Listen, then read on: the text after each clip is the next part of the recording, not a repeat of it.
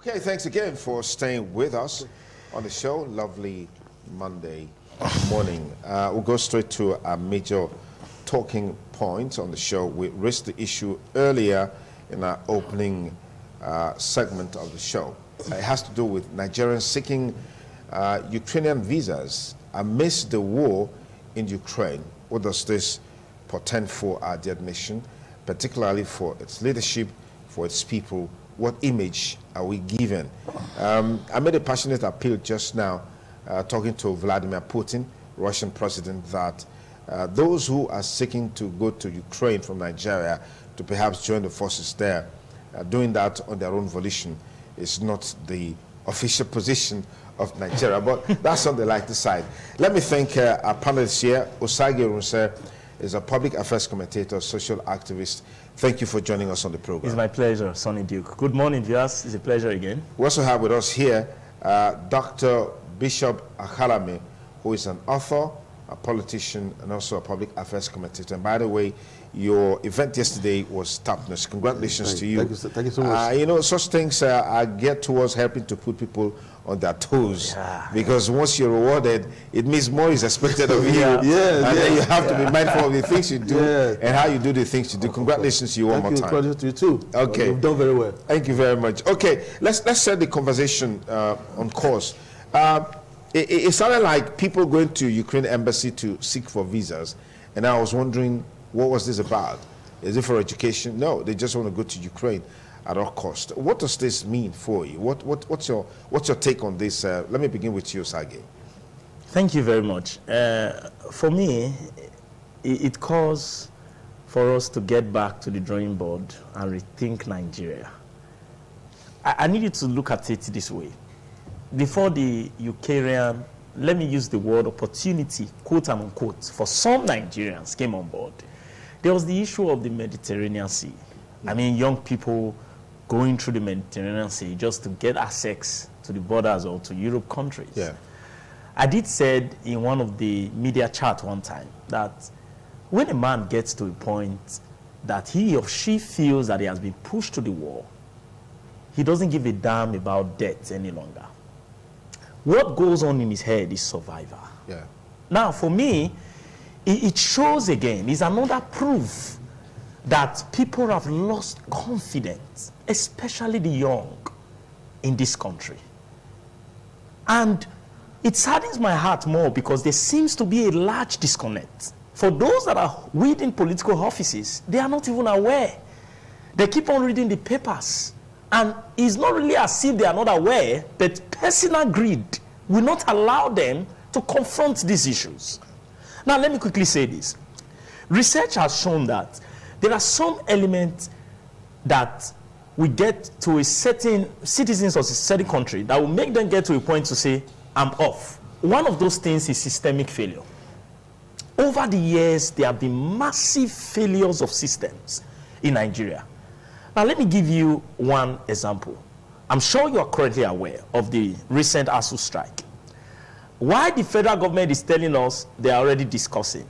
ASU did not just jump into strike.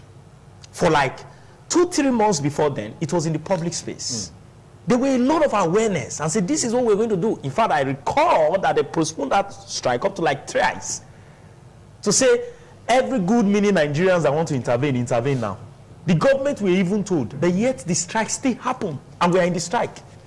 Now, let me also let you know that even when there is no strike, number one, the psychology of a lot of young Nigerians is that you get into an academic institution, you can't even tell when you are going to come out of it. Now, let me bring it to another reality. Another reality is, even when you are reading a certain course, you are not even sure of a job that can take care of you and even your basic needs. Don't forget that it's a popular Maslow law that human want is insatiable. But even at that, there are basic needs. Yeah. Now, for me, it shows that Nigerians have gotten to a point where they will do anything to leave this country. I was saying to somebody about a week ago, I said, if you were to have a talisman, like a mystical power, that can make people disappear, I can tell you that 80% of Nigerian youth will leave.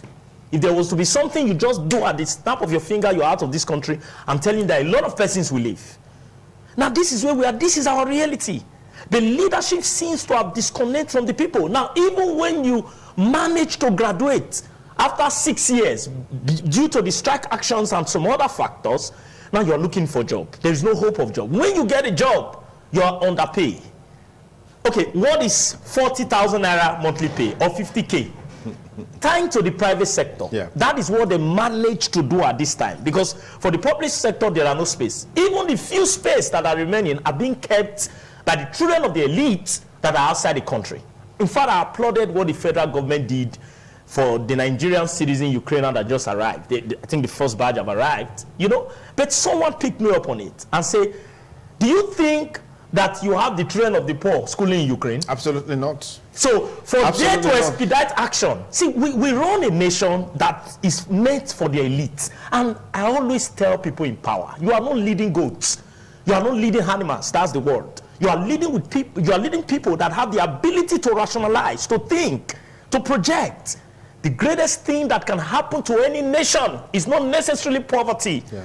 The worst thing is when there is no hope. The Bible says, permit me to make reference. No, go ahead, just go ahead. He said, hope deferreth, wearieth the bones. A lot of our young people look and there is no hope. 50,000 naira a month.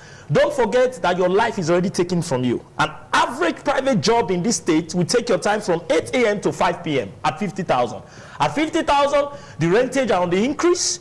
You have to clothe yourself. You have to pay for rentage. You have to buy cards. You have to take care of your parents who probably had to borrow money to pay your school fees. Now, I'm trying to bring you to the reality of the frustration, this institutional failure that is tearing at the fate of every young Nigerian.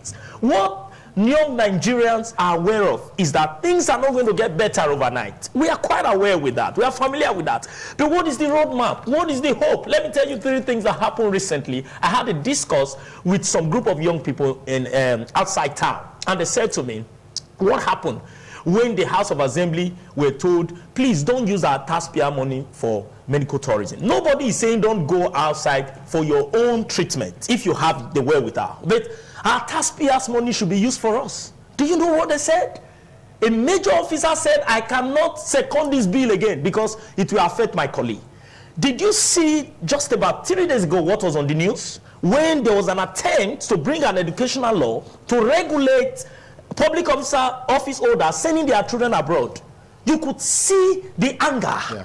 And they said, hey, that is an infringement of my rights. Which rights? Our institution are shut down. There are no schools. Even the few private schools that are ongoing, I'm talking about in terms of universities, are being attended by the children of the elite. Okay. So when you live in a nation where it seems as if you've been pushed to the wall, it seems as if you don't have an option. Yahoo becomes the option. Internet crime, even though we are not giving kudos to that, but that becomes the option. When the young people do not have an option, they are ready to die, even if it means death. Now let me round up this way. If you look at the NSAS saga, it started from somewhere, and you'll be shocked that after 3-4 days into this NSAS protest, it now gave birth to different expressions. From NSAS, it was, hey, this man have to go. It was, we are tired of bad governance. You know, many expressions started coming up. We are at the point where Nigerians are tired, Nigerians are frustrated because we are being led by leaders that are clueless and callous.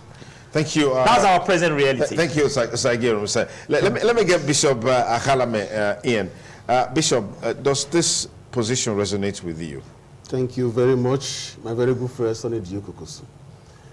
Where I can say 3 things here in regards to Nigeria want to go to Ukraine to join forces with to fight the Russian Russia. The issue is very clear. Some Nigerians are just joking. They are joking. You know? The while some are just doing that in solidarity to show sympathy to Ukraine as a country because they fear that this country has been abandoned. Putin making threat that nobody should come, you know, to support this country. So you hear the Nigerians say, oh, I am going to Ukraine. These are just jokes. While some are very serious. Some are very serious, and I can tell you that about 60% of Nigerians are very serious to move out of this country. Go to Ukraine, even they know that there's war. I personally interviewed some persons. Do you want to go to Ukraine? Even at the test of even when there's war in the country? They say, yes. I said, why do you want to die? He said, it's better to go and die there than to stay in Nigeria. That's to tell you the mentality of average Nigeria. Dukokosu, if you confront in every 3 Nigerians that you see, one is ready to migrate out of this country. In every 3. In every 3. One is ready. If not 2 now. If not 2, to migrate out of this country. What I want to show to us, that's what I put it, is show that Nigeria has failed as a country. It's as if we are in prison in the same country. Nigerians, they are now in the wilderness of penury, agony, frustration, even to the point some are even committing suicide. And I cannot blame it on government all alone. We are also responsible. So many Nigerians have what is called attitude problem. We want to show false modesty. We want to tell people that we have arrived. And that has been our problem. Okay, let me tell you something. Like today now, if you want to buy a bag of cement, it's 4,700, 4,500, 4,400, depending on the seller. Where people are still buying, they are still buying truckload of cement, even at this rate. And you feel that the company is happy. That after some time, the company may even decide to even increase the price of cement from 4,700 to 5,000. Why? Because they have already looked at Nigeria that irrespective of the price, they will buy. Why? Because every Nigerian want to prove to you that I have the money. They want to show to you that irrespective of the price of any commodity, I can buy. We lack this discipline to control issues, even when the government is not showing interest to regulate it. They will take, for instance, if Dangote decide to sell cement to us at 4,000 naira, and all of us become very disciplined, we are not buying for 1 month. What would that happen? One, their revenue will drop. They will be able to pay salary. They will not go to a meeting and say, come on, sale has fallen this month. What's happened? Somebody will now say, oh, the price has increased, so they can no longer buy. The attitude of the people towards the buying of cement will just drop. Show to you that in protest that we are tired of the price you are selling. But no, it is when the price is high in Nigeria that you see Nigeria show interest in buying those things. Let me tell you something, Dukokosu. If you are traveling now, maybe you are in the park, maybe there's issue with the adjustment of the port price, and maybe initially from here to Lagos is 5,000 naira, and the company decide to increase to 10,000 naira. That is where you see Nigeria rushing. They want to show you that they have the money. You see, it is when the price is high that Nigerians are ready to pay. They are rushing. They want to pay. So what does that tell us? It shows that we are not serious assassination. We're also part of the problem. We are, in fact, Nigerians are their own problems. Who are even the leaders? The leaders are from the multitude of the people we are talking about. So if Nigeria must work, all of us have to change our attitude. What is the focus? The focus is money. Money, material things. So when you see a country whose focus is all about money, material things, then I'll show you a country that's not ready to grow. That is where we are today. That is where you see that every Nigeria is ready to die, not because we want to make money. How will Nigeria think of traveling to Ukraine? When even people who are in Ukraine are just running away, they want to go there to die because of money.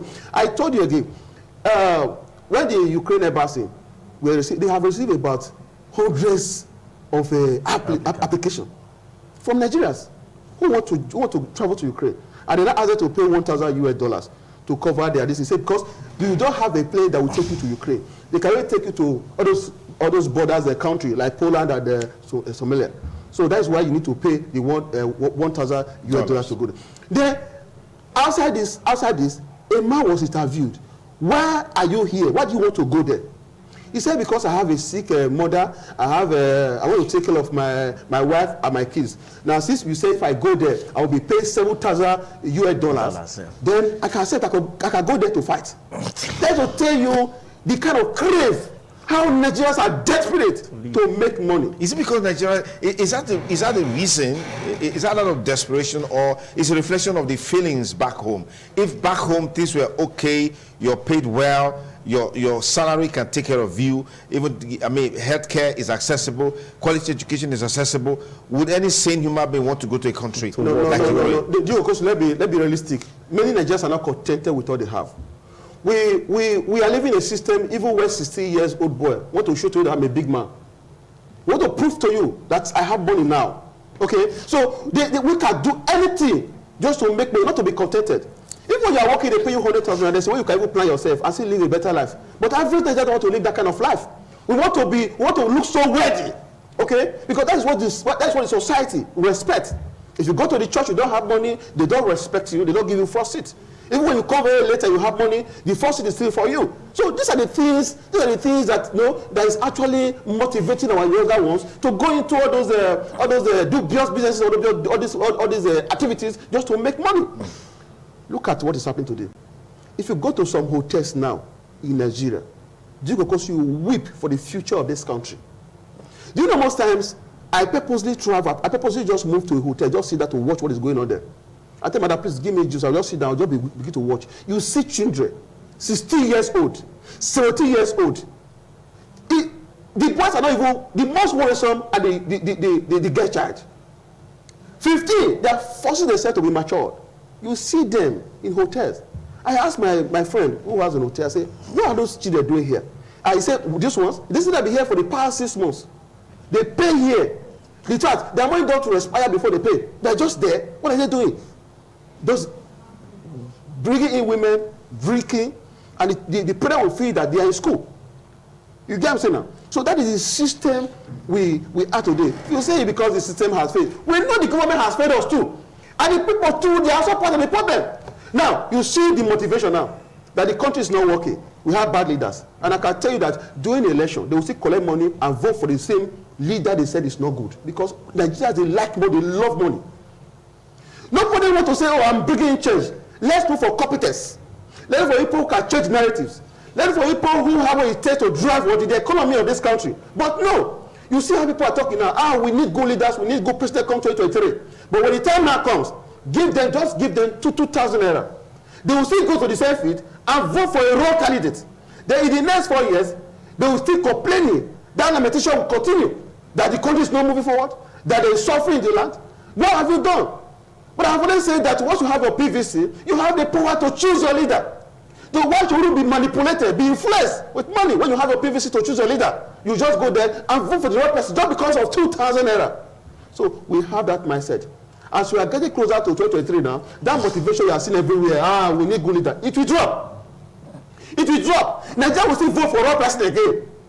And we are praying to God, say, let God come. Where God has already answered us, it's not everything we have to call God. There are things you can do on your own. And the problem facing us today as a nation are problems we can confront as a nation on our own, without calling God, without disturbing God. How long can we continue to disturb God? How long can we continue like this? Where we can solve our problem by ourselves? Okay, look at our education. Our leaders don't even pay attention to education. The education in Nigeria it has so reduced to a level that even the younger generation now see it as scam. They see it as scam.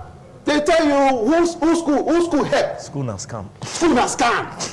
That's what they will tell you. That's why when they leave your house, you give them school fees, you give them accommodation. They will not go to school. They will go to hotel. That is the system. The system will train you to after graduation, take your CV, go look for a job. If the job is not there, then you cannot commercialize your knowledge and your skills as a graduate and make money. It is the system. Any country that has refused to pay attention to education, that country is ready to collapse. And that is why Nigeria is not heading anywhere. I was surprised when the vice president said in a gathering, said, now the country, they said the world is now moving towards an information-based economy. I laughed. What economic-based economy? Why we don't pay attention to education? Our children spend 10 years in reading 4 years courses in the higher institution. By the time they call strike now, go to higher institution, go anywhere, you see them, the marathon of lecture they receive before they write the exam. They will just write to pass exam. After graduation, they will not know anything. The only evidence they can show to you that they are graduate is the certificate. Yeah. They now find their way to bribe. They find their way to sort so that they have B. You say a student with B in a course. If you ask him to define the course, he cannot define it. It is a system. So if you don't train our younger one how to create value, how do we now move forward? Look at America today. You look at Europe, we call them first and second world nation. Why? Because of the creativity of the people. Yeah. Education started in Africa. In Europe, precisely. Okay, University of Eliza. But what has happened today? That today we have not been able to make use of education to bring forth things that will benefit us. What we still rely on is things from outside the country. The laptop you are using today was not made here in Nigeria now. The camera today were not made here in Nigeria. The television we are using is not made here in Nigeria. The cars we drive are not made here in Nigeria. Then what are we doing with the knowledge we have acquired? We don't even believe in ourselves. If you go to the East now, you know, see vehicles, they will tell you they are not strong, I can't buy. That is the mentality of every Nigerian. If you are wearing shoe and the shoe is not America, they say you are old school. If you are wearing tie, the tie is Abba, they say look at him, he doesn't even have money. If you are wearing suit, he says the suit is not made, it's made here. He said don't look at him, he's just managing. That is the country we are. Country where we have to put our attention on money and material things. With this, we're not going anywhere. That's why you see our youth. They can do anything. They can die just to make money. Or even kill to make money. And that one is even small. Just to do anything to make money and become relevant in this same society where people don't ask questions where you have your money. Once you are 60 years old, you bring car home. People will say you have done well, congratulations. They will say take that same car to the church. The pastor will look at the young man who is not up to 70 years. He will dedicate it and say, God will bless you them all. When this one will come, another one will come from there. You need to ask, have you finished your school? Are you a graduate? Where are you working? That is the system we have. All right, so let's take this to another level. Rethinking the Nigerian project based on these feelings that we see every now and then, because 2023 provides us another opportunity to redirect the Nigerian ship, as it were. What are your thoughts? First of all, like I said before, we need to go back to the drawing board. And does the drawing board even exist? Does it exist? You see, let me quickly say this, Sonny Duke. You see, if you look at some of the policies that we have, they are really fantastic. I don't know if you've heard over time that there are even some foreign nations that come to borrow a leaf from our policies, like the policies we have for education, like the policies we have for agriculture, and even economy. Even though we quite agree that there are some gaps, there are some flaws, but you will discover that when it comes to putting our papers together, Nigerians are quite good. But when it comes to the implementation, you see, that's the reason why, like I said, going forward, we need to first of all visit some of these systems, and it takes people to think right and champion a system.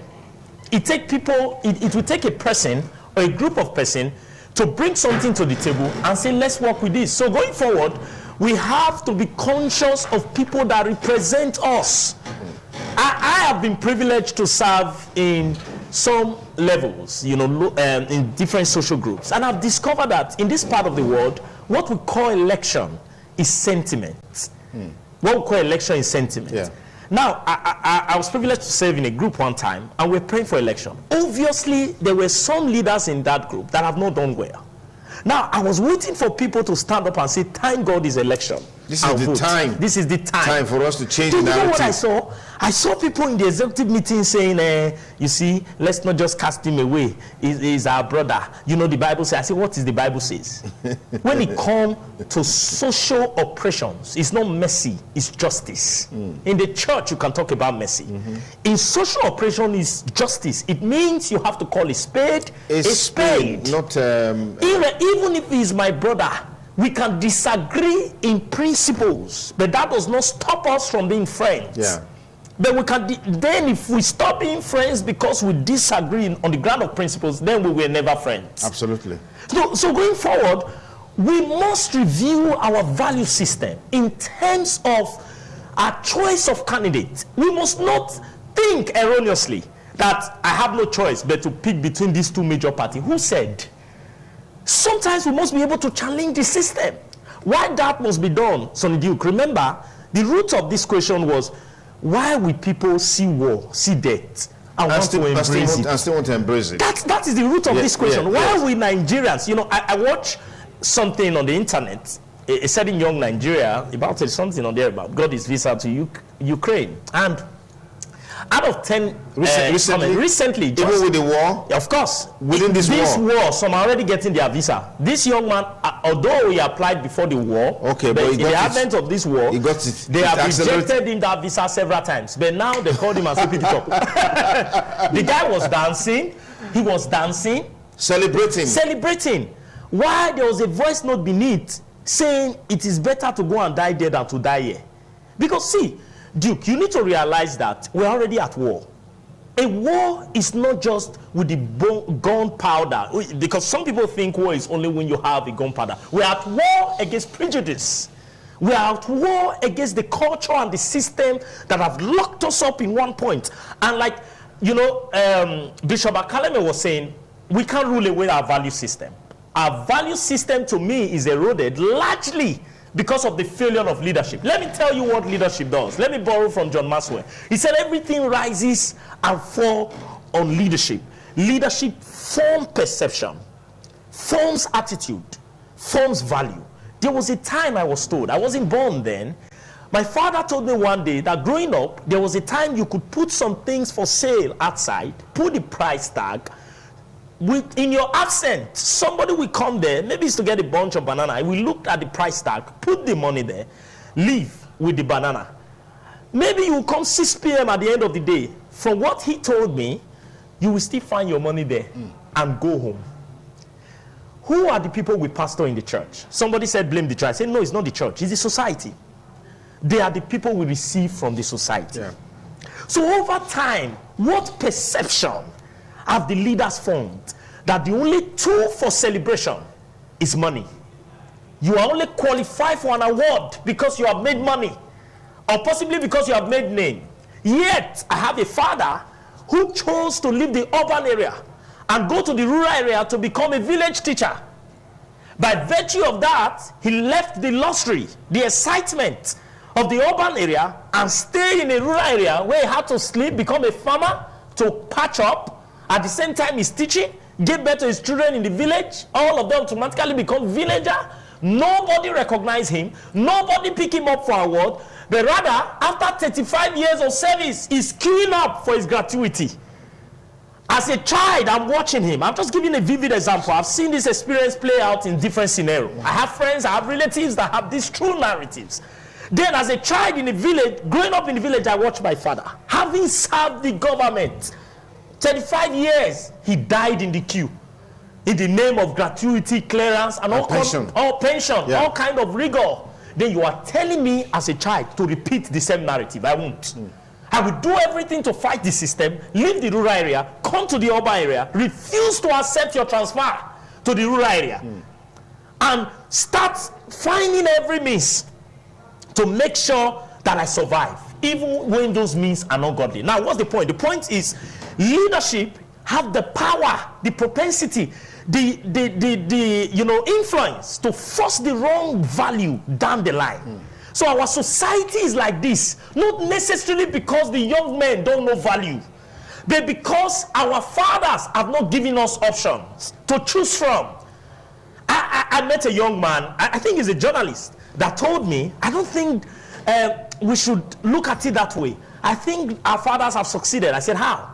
If this is what you call success, that the generation that our fathers have given birth to is the generation like myself that think of nothing else other than fraud, then there is no success. No success. Because every immediate generation will look like its predecessors. We look, the next generation have given birth to this generation of Yahoo. It shows that they have failed. Yeah. So if you want to arrest the Yahoo boys, you should arrest first the politicians who have stolen money. Why is it that there are people that have stolen money till date that are not under the observation of the EFCC? Maybe because they have cross-carpeted and they are now member of the ruling party. That is what I'm saying. Let me quickly say this as a way of rounding up. People don't hear what you say. Rather, what they hear, what they take, what they perceive, what form them is what you do. Yeah. So if you like, come on board and read all the paper. Tell them to go to the farm. They ask you, why are you not in the farm? Because you can come on national TV and say, everybody go to the farm. We run this nation as if there are some people that were born into special classes. Just look at the recent setback. I was alarmed that in these modern days, a sitting House of Assembly can reject all the proposals for constitutional amendment coming from the female folks.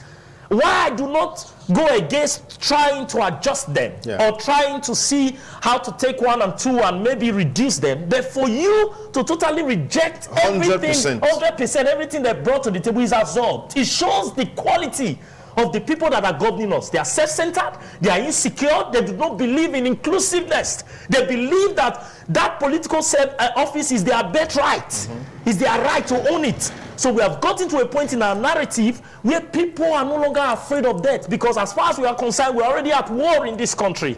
I'm at war against my future. I give birth to a child. I can't tell the future, the hope for the nation. We can't tell the roadmap for him. We can't tell the future. Still TMI Monday. So let's look at rethinking the Nigerian project. I asked that question a while ago. Because every 4 years provides the opportunity for us to rethink the Nigerian project and get the right leadership on board. How feasible, how realizable is this within the context of 2023? Thank you. We actually have work to do, all of us, if we must have a new Nigeria. What we need to do, if we must have a good leader as a president, come 2023, we have to look beyond the 2 major political parties, the PDP and APC. When Nigeria continue to look towards these 2 parties, we will never have good leaders. You know what? We have 18 registered political parties in Nigeria. And I can tell you, those parties you see, they project more qualified and more and candidates with high mental capacity than even the 2 political parties you see. But there are those who will say you are saying this because you are not in any of those. No. If you are in PDP or you're in APC, you probably will not speak like this. Because I'm a patriotic Nigerian, I will speak like this. And I can tell you that I can be in PDP, and if my candidate, I see they cannot liberate Nigeria, and that of Zele Labour Party has a candidate that will calibrate Nigeria, I will vote for that candidate, because Nigeria interest is paramount to the interest of any political party or individual. That is where we are getting it wrong. Political party interests and individual interests come first before the interest of this country. So many people don't care about the interest of Nigeria as a nation. The party will come and go, but the country remains. So if the country must get better, there's need for a instrument for good leadership. That is what Nigeria is lacking. Okay, 2023 is around the corner. Primary election will begin by April 4th to June 3rd. What are we going to do? It is an opportunity for every Nigerian to think alike. It is an opportunity for all to harmonize interests and choice. Look for a leader that can take us out of the problems we are facing today as a nation. Joke is no longer funny that there was no giant of Africa has fallen. By your assessment. It's not by this is subjective. It is not by my assessment. This is subjective. Everything in this country, Nigeria as a giant of Africa has fallen. Today, we have 4 refineries in Nigeria. They are not working. We have to take our crude outside the country to refine and bring into the country to settle ourselves. At the end of the day, we end up bringing in bad PMS to us that have coded so many automobiles and equipment today. Today, the queues are still there. How can a country that produces crude now queue up in the filling station? It has become a ritual. I just bought 229 naira, it's 230 a liter for a country where we produce or where we have crude oil. People benefit from all these things facing us as a nation. The market will not hear anything. Was he hear that fuel has increased? Say, oh, fuel has increased. My own is we adjust the price because you want to meet up. You don't expect a woman that is saying something of 20 naira to keep saying it at that rate, where the price of other things have increased. Before, if you are traveling from here to Onitsha, those days, if you have 300 naira, 400 naira, you travel there. But now you cannot go if you don't have 2,000 naira. Now you look at What is the cost of those things you are taking there? What is the cost of those things you are going to if you are a businessman? By the time you go to hotels where you used to lodge in 10,000 naira, but then you go there, you can't get that anymore. From 15 to 20. They are removing these expenses for your business. How much is remaining? You will not come back home take care of your family. Then the country they are just in there. I told government, if you cannot repair our refinery, sell them out so people have the capacity to manage them. Then what are we waiting for? That is where the problem of this country starts from. When the government continually adjust the port price, every price of goods and services will increase. So I want to beg Nigerians, beg our leaders, that government is not a business venture. So because people are seeing it as a business venture, when they travel out of the country, they make a lot of money, and they come back to Nigeria here, they will ask, what is the lucrative business in Nigeria? They will tell you, go to politics. They will bring in the money here and invest in politics to win the election. When they win the election, because ordinarily they don't have a template. As they were coming, they don't have what they want to do. They don't even have a document policy. Why am I coming? You see, all these old politicians, I want to come back. Ask them, why do you want to come back? Is it because you see a problem you want to solve? The answer is no. Everything set out on money. That's why every Nigeria this time around, we have to work on ourselves. We have to be very disciplined. Pastors, take the message to your church. Imam, take the message to your what? To your mosque. Traditional leaders, take the message to your villages. Let's look for capacity. Let's look for competence, irrespective of the political party. So Nigeria can be a better country again. Because this one we are now, I don't even know whether we are in the banana republic. These are not just working. Is it how it's been done in other same country? That if you go to the hospital, you don't have money, they can't treat you. When you go to school, you don't have money. There is fund made available by government in other schools. That if you don't have money to pay school fees, the government will help you pay your school fees. You graduate. You go to hospital, you are sick, you don't have money. There is fund made available for people who do not have money to take care of themselves. They will take from there, the doctor will treat you. But I tell you today, even though the doctor is looking at you that this man wants to die, they say, go and make a deposit of 100 and you don't have it, you will die there. That is the country we are today. We are not living in a country where, because of all this is, we no longer trust ourselves. We suspect each other. If I keep this key here now, as I'm talking to Rousseau, I'm looking at whether Duke Okosu will take it. Just park your car there somewhere. Just wind down. As you are doing something, your eye is there to see whether somebody will take it. A friend of mine returned from Libya. He was telling me something. He said, do you know that during the time of maybe they want to go and pray in the church, even though your shop is open like this, you leave it like that. Go to the mosque. Everybody will abandon their shops, abandon their business. They will just leave it the way it is. They go to their mosque because nobody will take that does not belong to him or her. They will just go. They go to a point that when something is missing, they say they are the Nigerians that are here and they want taking those things. Where have we become this bad? Because we want to make money. Okay. We are not ready to create value to make money. You create value, create something. You make money. The only way you can make money, I've already told people, by virtue of what I do, I told people, I said, I started lecturing in the university 2009. I have modest students in this country. And there's no university today you don't have my materials, except Unimates.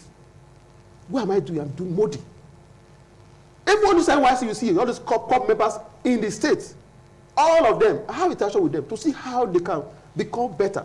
But there is something I discovered, that average young person don't even need knowledge anymore. If you're not telling them how to make it the following day, they won't listen to you. They won't listen to you. Or even making the next one. They won't listen to you. So that is the system we are today. Who made it so? It is the system. When they be that they don't believe in knowledge anymore. The only way to make money is to learn how to create value. If you must make money, it's either you sell or you render what? Service. And you can make that product and sell it, or you acquire a knowledge or skills that you can use to solve people's problem. If you have a knowledge, the next thing you need to do is how to use that knowledge to solve people's problem. Absolutely. When you solve that problem, you make money. Absolutely. Anything outside that is crime. Okay. Osage, quickly, is this a hopeless situation? Yes, in a sense, it's hopeless, but it doesn't mean we cannot initiate change. It doesn't mean we can't chart a new course. Presently, the Nigeria situation seems hopeless, but hopelessness is not a death sentence. It means if we can sit down and think, we can chart a new course. There are 3 principles to initiate a change. And going forward, I would like to talk to more of the populists, the ordinary Nigerians. First of all, you must think on the strategic change we want to initiate, meaning the people must initiate the change, lead the change, and own the change. You must initiate the change, like I said, lead the change, and then own the change. Own the change. Okay. Within the ambit of the provision of the Constitution. Those who go violent are only proving to us that they are weak and naive. Violence is not a tool of performance anywhere. It's not a factor of production. So, in an attempt to initiate a change and lead a change, some people go violent. We must realize that violence is not a reputation, it's not a valuable reputation in any way, and it has never brought anything good out of any situation. Now, this is where that initiation will begin with. Number 1, we need to participate. We must participate, irrespective of religious and ethnic affiliation. We must participate. You cannot criticize a government that you did not participate in. Now, what I mean is either vote for him or vote against him. Till date, Sonny Duke, it may shock you to know that some pastors organize all night a day to election. I saw that on the internet in the last election. I was thrown aback. That is to show you how much silence a lot of people have. You check it out. Check the current voter statistic. You will discover that over the years, there have even been a decline. Yeah. There's a massive apathy. I mean, voters' apathy when it comes to election. Now, if you don't participate, you're as guilty as that dictator. Yeah. You're as guilty as that man you think, by your own parameters, he has not led you well. I told a group of people some weeks ago, if you do not participate, God will hold you responsible the same way you want to hold that person you think he hasn't done well. Yeah. So you must participate. Okay. And one of the ways to do that is also in your own little spheres of influence, enlighten people. Money is not everything. The days of vote buying is over. Then hold your leaders accountable. If someone have led you before and he wants to come back, ask him again and again. Go into history. Check him out. Find out what he has done and what he has not done. Then before you think of selling a candidate, don't sell a candidate because he's your party member or because he's from your clan. He's from your ethnicity. No, we must look away from that narrative. Okay. These are points that I think if we begin to engage, we'll begin to change the narrative. Get a voter's card, check on this candidate, and make sure you do the right thing. All right, Bishop Akhalam, is it a hopeless case? It is not hopeless. All of us need to do something. Let me start from home, Edo State. As we speak right now, those who are partaking in this voter registration are non-Edo people. During the election, they will go back to their various villages. The people that will be in the field will be very few. Today in Edo State, I want to make this clear to Edo people that you cannot question a system you are not ready to get engaged in. Today in Edo State, the registered voters we have today in Edo State is about 2,100,000 voters in Edo State. 2,100,000? Yes, voters in Edo State. Out of that 2.1 million voters we have in Edo State, 1,700,000 Edolites have collected their PVC.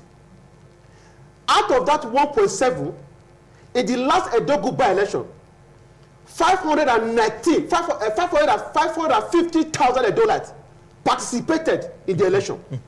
These are the votes that were shared among the 18 political parties that participated in the election. Yeah. So that means we'll be having 300, 200, 50, like that in an election. In a state where you have up to 8 million people, then when the people now vote, Then you go out there complaining that the government is not doing anything. You don't even have a PVC. This exercise is ongoing, and it will end June 19.